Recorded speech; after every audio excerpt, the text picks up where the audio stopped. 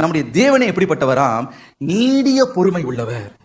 அதுதான் அவருடைய தன்மை, அதுதான் அவருடைய சுவாபம், அதுதான் அவருடைய குணாதிசயமாய் இருக்கிறது. தேவனுடைய குணாதிசயம் என்னவென்றால் அவர் நீடிய பொறுமை உள்ளவர். ஒரு பக்கம் நம்மை தேற்றுகிற தேவனாய் இருக்கிறார், சகல ஆறுதலும் தேவனாய் இருக்கிறது மாத்திரமல்ல, பொறுமை உள்ள தேவனாகவும் அவர் இருக்கிறாராம்.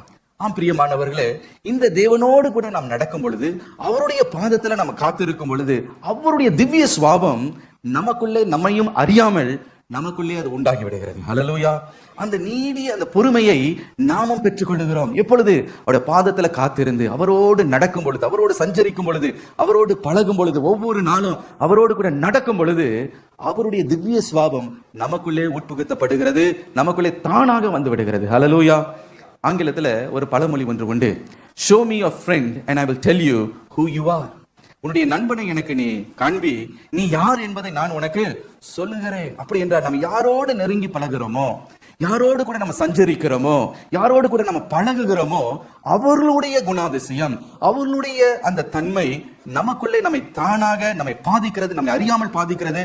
அவருடைய வழிகளை, அவர்களுடைய சுவாபங்களை நாமும் கற்றுக்கொள்கிறோம். நாம் தேவனோடு கூட சஞ்சரிக்கும் பொழுது, தேவனோடு நாம் நடக்கும் பொழுது, அவரை நம்முடைய நண்பனாய் வைத்துக் கொள்ளும் பொழுது, ஒவ்வொரு நாளும் அவரோடு பழகும் பொழுது, அவரோடு காத்திருக்கும் பொழுது, அவருடைய திவ்ய சுவாபமாகிய இந்த நீடிய பொறுமை என்ற சுவாபம் நம்மையும் அறியாமல் நமக்குள்ளே வந்து விடுகிறது. ஹல்லேலூயா. நம்மை மாற்றிக்கொள்ளவே முடியாது. We cannot change ourselves in any way, in any manner. என்னதான் நம்ம போராடினால் நம்முடைய குணத்தை நம்ம மாற்ற முடியாது. ஆனால் நாம் யாரோடு பழகுகிறோமோ, தேவனோடு கூட காத்து இருக்கும் அவருடைய திவ்ய சுவாபம் நமக்குள்ளே வருகிறது. ஹல்லேலூயா.